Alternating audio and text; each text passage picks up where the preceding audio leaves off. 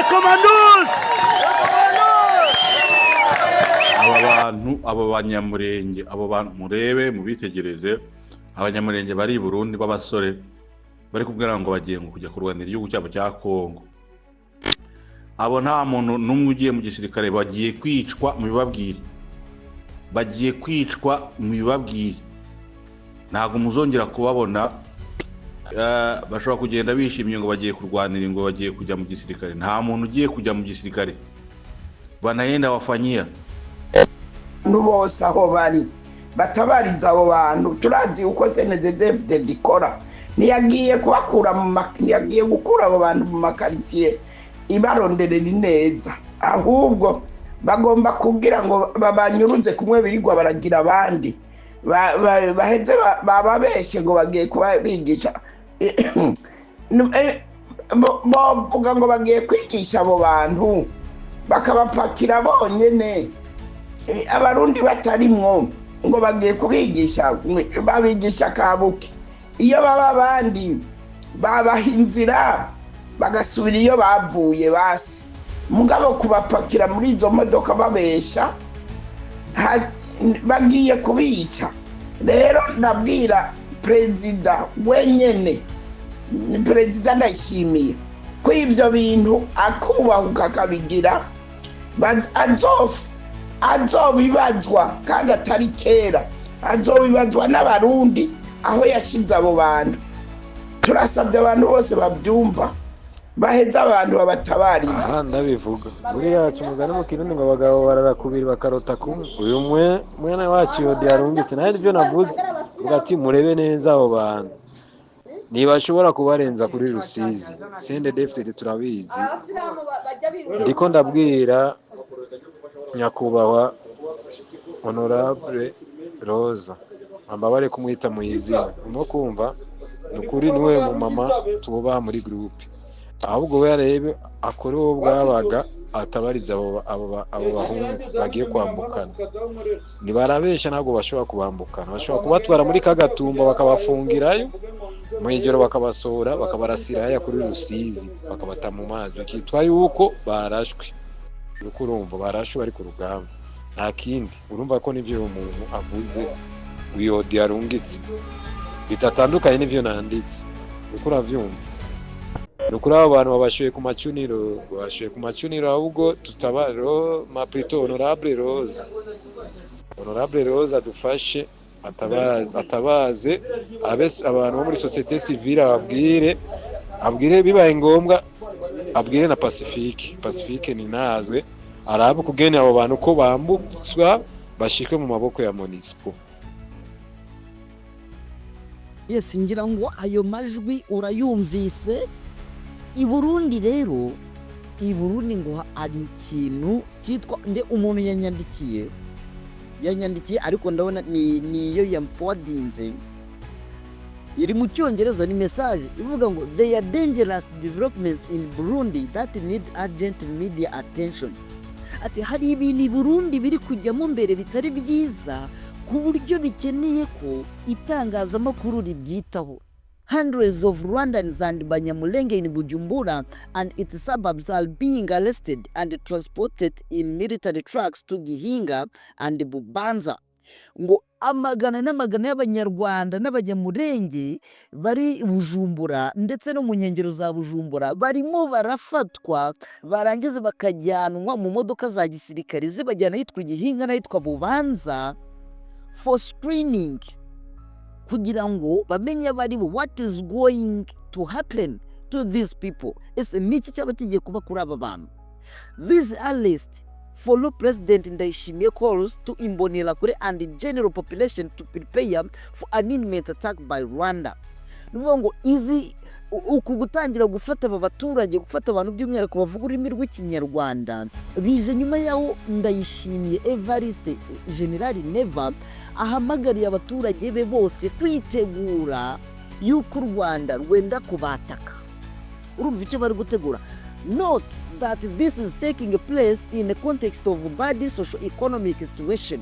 Ati tutirengagije ko ibingibi biri kuba mu gihe iki gihugu kiri mu bihe bibi by'ubukungu ndetse n'iby'imibanire y'abantu. internal political conflicts yewe n'amakimbirane hagati n'imbere mu gihugu cyabo, and the upcoming May 2025 parliamentary and local elections. Ni mu gihe kandi bateganya n'amatora mu nteko ishinga amategeko n'amatora mu nzego z'ibanze, ndakeka ari ibyo ngibyo. Ni ukuvuga ngo rero ngira ngo ayo majwi mwayumvise, abantu bitwa abanyamurenge, abantu bitwa ngo bavuga ururimi rw'ikinyarwanda, Evariste Ndayishimiye n'imbonerakure ntabwo zoroheye mu Burundi. Niyo mpamvu uyu muntu yanavuze ngo ibiri kuba mu Burundi bikeneye media attention. Itangazamakuru rikeneye kwerekezayo amakamera yabo, itangazamakuru rikeneye kuvuga bino bintu Ndayishimiye ari gukora. Ndayishimiye ari gukora jenoside nawe hariya nako yaranayitangiye. Ubwo nagira ngo ya media attention bavuze naka nkavugeho, urakumva uri umwe, murakumva muri babiri, ariko nagira ngo iki muzacyumva. Turakomeje. Nge nitwa Romeo Storyteller, mutangazaji wa habari, bamwe banyita RPG cyangwa se Rocket Propelled Grenade. Ubu ngubu rero twagarutse i Bukavu, umujyi wa Bukavu ejo M23 yageze gutya iwuraramo. Umujyi uraramo, ariko mu kuwuraramo hakaba hari ba civilians baba n'ibitwa wazalendo bagiye bisha mu baturage, bafata abaturage bugwate, banga ko abaturage basohoka, nabo baguma mu nzu.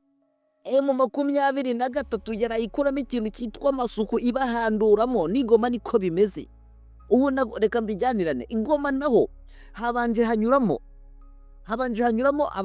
abo mu Rwanda kera twitaga abamotsi, habanje hanyuramo abo twitaga abamotsi na mikoro afite imbunda yikoreye, agenda babwira ati njyewe na FARDC nemeye gushyira intwaro yanjye hasi, none rero namwe abantu mwese mufite imbunda mwese musizane ahantu zabugenewe gushyirwa, uhitemo kuba umusivili. N'ubu umusivili urafashwa neza nta kibazo, musohoke muri ayo mazu mwinjemo y'abaturage, mureke gukomeza kubafata bugwate, mubicisha inzara, babagaburira babatunze, kandi mwagasohotse mugakora. Ushaka kuba umusirikare nawe ntacyo naza ashyira iyo mbunda hasi, n'ubundi azaba umusirikare, n'ubundi bazabatoza, kuko n'abambere mu 23 yabajyanye ku barracks yayo iri Kibumba. Yabajyanye ku barracks yayo iri Kibumba. Ubwo ngubwo rero ni nabyo mu rugamba rukomeye cyane rwabaye ku munsi w'ejo, ngo na nijoro haraye amasasu, nubwo atari menshi cyane, n'ubundi ni babandi nakubwiye bagiye bihisha mu baturage, nibo baraye bangana mu 23. Bivuga ko uyu mujyi harimo n'imirambo iri kugenda igaragaramo muri iki gitondo, ngo hari imirambo yagiye igaragara. Ariko ndakubwiye ngo M23 ejo witwa Byamungu generali, ni brigadier generali, ndumva ari hafi aho ngaho, ejo yagaragaye ku mupaka, ndetse n'aba basore bari mu 23 n'urugwiro n'ubwuzu bwinshi cyane, abaturage babahobera bababwira ati murakaza neza kutubohora. Ni ukuvuga ngo rero Bukavu ubu ngubu Tombe ni libere. Tombe ni ugufatwa, n'uvuga ngo yafashwe. Turukoresha ijambo yabohowe. Bukavu yabohowe, Bukavu yacunguwe, nubwo M23 ngo FARDC n'ubundi ikiri kohereza amakompura, ariko yatangiye gukora bya sharing. N'ubundi muraziko M23 yaje gufata Bukavu ivuye, n'ubundi yahereye muri za Mambasa, ikava za Mambasa ikaza hangaha muri za Katana, igafatana na za Karehe, igafatana n'ikibuga cy'indege. Ibi byose rero impamvu M23 yaje n'ubundi nuko ikibuga cy'indege cya Kavumu cyari kiri gukoreshwa indege yo mu bwoko bwa Sukhoi 25, indege y'indwanyi, indege ya gisirikare, indege ya fighter, irimo iragenda ikamisha ibisasu mu bice mu 23 yari yarigaruriye, kandi ibyo bice bituwe n'abasivile. M23 ifata rero uvuga ati mbere na mbere tugomba kwanza gufata kino kibuga cy'indege, kuko nicyo kiri kubushya iyi Sukhoi ni kiri guhagurukiraho. Baraza baragifata, bamaze kugifata bavuga bati n'ubundi abasenzi twari turi kurwana nabo berekeye Bukavu, kandi koko nibyo bari barahunze. Nta n'ubu habayeho no kurwana cyane rwose ku kibuga cy'indege, bahise biruka bahungira i Bukavu. Bageze i Bukavu batangira gufata abaturage, bamwe bajya mu mazu yabo, batangira abandi gufata ku ngufu, batangira kubasambanya, abandi batangira guhurutura abana mu mazu, abana batoya bakabahereza imbunda ngo nabo ngo nibaze ngo bajye kurwanana. Abandi M23 iravuga ngo ibi ngibi rero dukoze n'ubundi n'ahandi nitugumana iki kibuga cy'indege, n'ubundi aba basenze barahita bagenda batangire bafate nuza bajye gukora ibikorwa bya mfura bya ni Bukavu. Nibwo M23 yaje izenguruka Bukavu. Uwo munsi baravuga ngo M23 yafashe Bukavu ariko itinjiyemo kubera ko ngo Abarundi bari basize bateze imina, ariko bukeye bwaho nibwo M23 noneho yinjiyemo sasa n'ikintu cyitwa urusoro ko mu masaha y'isaa 4 saa 5 saa 6 saa 7 nibwo noneho bagaragaye ku mupaka barimo baranawukontorora. Ibiramutse ni iki rero, ibiri kuvugwa muri iki gitondo ni iki rero, nuko hari amwe mu makompora arimo araturuka mu misozi, arimo aragwa mu nkengero za Bukavu. Ayo makompora bivugwa ko ngo ari ingabo za South Africa zagiye zikajenga imbunda ahantu, ndetse n'ingabo z'Abarundi, kuko abenshi bo baramanutse muri Uvira. Ejo ndimo ndababwira ukuntu FARDC yo na Wazalendo bagiye basubiranamo mu mayira yose, barimo bararasana, barimo baratwikana, nabonaga ba Wazalendo bamwe babambuye imyenda yose babakubiza utubuno twatukuriranye. Ndakubwiye ngo ubu ngubu biri kuvuga ko umujyi wa Bukavu ngo waraye urashwemo Wazalendo na FARDC bari banze gusohoka mu mazu y'abantu, ngo noneho barangiza bagasohokana umuntu nk'aho bamushimuse, bya bindi mujya mubona muri filime, agasohokana umuntu inyuma, umuturage inyuma yamutunze imbunda. Ariko ibi ngibi kwari ukwiyahure. mu 23 yari ifite abana ba sniper baregereye umutwe bakahita bawumena, kandi wa muturage akaguma aho ngaho. Abo ngabo bose rero ni imwe mu mirambo biri kuvuga ko irunze muri uyu mujyi wa Bukavu. Ubwo bigiye kuba nka bya bindi by'igoma amahanga yavugije induru ngo M23 ngo yishe ngo abaturage, ngo yishe ngo abasivile, ngo yarabamaze. Kandi abenshi n'ubundi ari bamwe bari baranze gushyira intwaro hasi. M23 bavuga ngo mushyire intwaro hasi, baranga. Bamaze kwanga biyemeza kurwana, kandi bemera kurwana n'izasarambwe zamaze kugera mu mujyi. Uwitwa Wiringoma arababwira ati uko byagenda kose n'ubundi twebwe turwanira kubaho kwacu, turwanira ubuzima bwacu, twebwe n'undi uyu mujyi twawugeze mwe tusohokamo. Niyo mpamvu urashyira imbunda hasi cyangwa se duhangane, nunyice nawe nupfupfe. Nicyo cyabaye. Nicyo ngicyo rero cyari kibaye mu mujyi wa Bukavu mu ijoro ry'uyu munsi, ngo kugeza mu rukerera. N'ubu ndakeka bakiri muri operasiyo yo gusukura umujyi.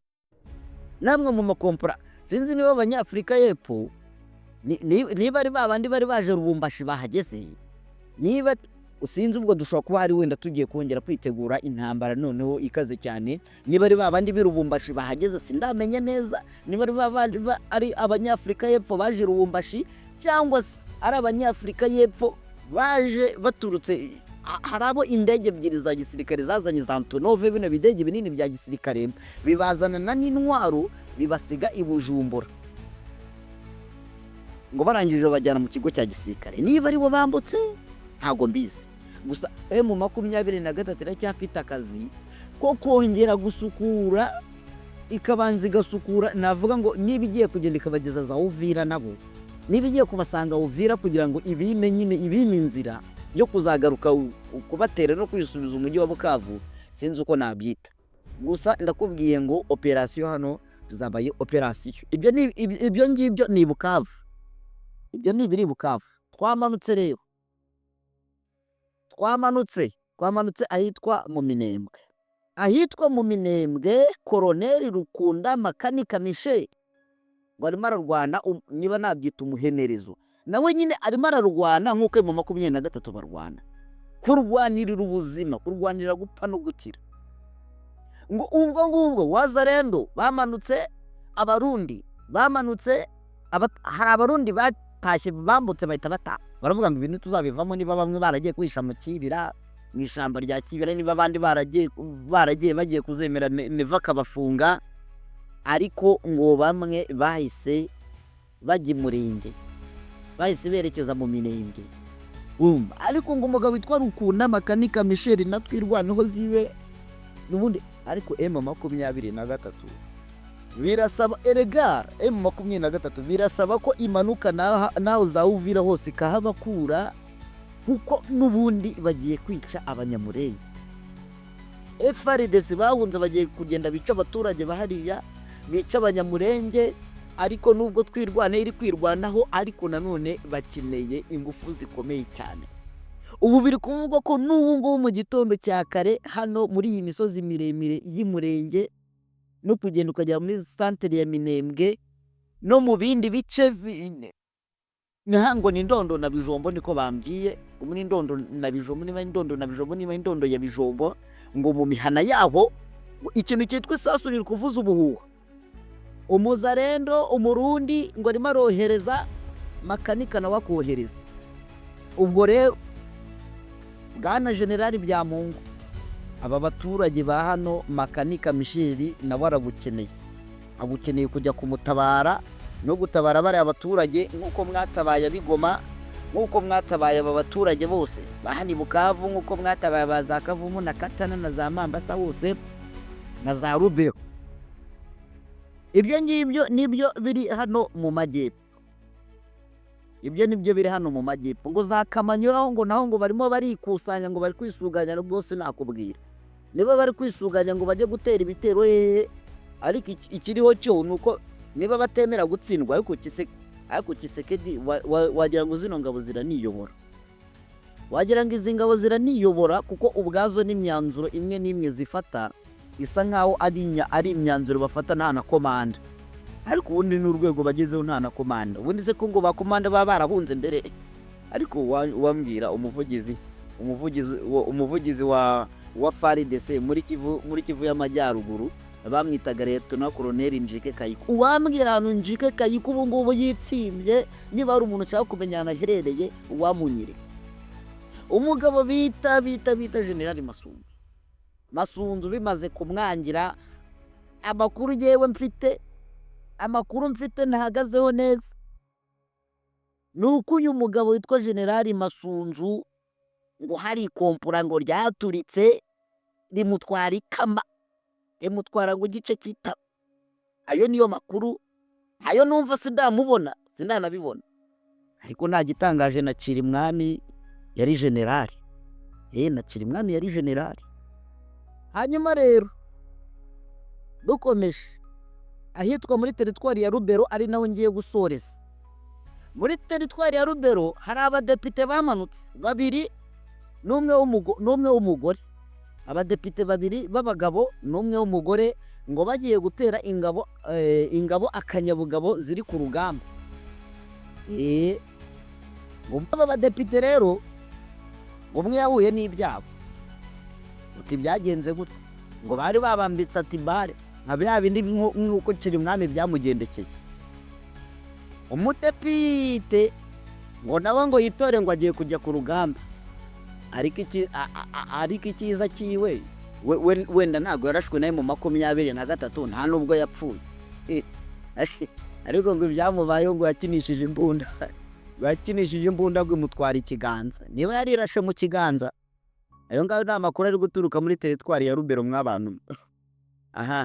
Ubwo rero reka izo ni update z'iki gitondo nari mbaramukaniye, amajwi twatangiriye ngira ngo mwayumvise, ibiri kubera mu Burundi mwabyumvise, uburyo General Neva bari gutwara abasore bavuga ikinyarwanda n'abanyamurenge bakabatwara mu makamyo, aho bari kubajyana simpazi niba bagiye kubica, ariko nta keza ka General Neva ikiriho cyo. Aba bantu mukurikirane, bavuze ngo bahuruje ngo ibintu bikeneye media attention, itangazamakuru ribivuge, namwe muri aho ngaho mutabaze. Hanyuma M23 nawe turagutabaza umanuke muri Uvira n'ubundi. Rukunda Michel aragukeneye na Twirwaneho ziwe, aba ba FARDC n'abarundi bahungiye muri Kivu y'Amajyepfo n'ubundi bari kujya Murenge, bari kujya kubatera hano mu Minembwe, Igoma bari kubahandura mu mazu banze gusohokanamo imbunda. urasaba kurasa no mu mujyi wa Bukavu. Deja niko bimeze. Afurika y'Epfo yaje kuzenguruka, yaje mu bice hejuru mu misozi ya za Bukavu, nayo irimo irashaka n'ubundi kongera kurasa mu mujyi. Urumva ni ibibazo bikomeye cyane. Turaza kugaruka mu hamaze gucya nze mbabwira n'izindi update ziza kuba zigezweho cyane. Reka ngushimire niba utarakoze subscribe, ukora subscribe, ukore like, ukore share, ukore comment, ubundi ukande no kunzogera kugira ngo uko dushize ikiganiro kijye kita kikugeraho 5 kwa 5. Reka ngushimire cyane. Nitwa Romeo Storyteller, mutangazaji wa habari RPG alias Rocket Propelled Guruneti.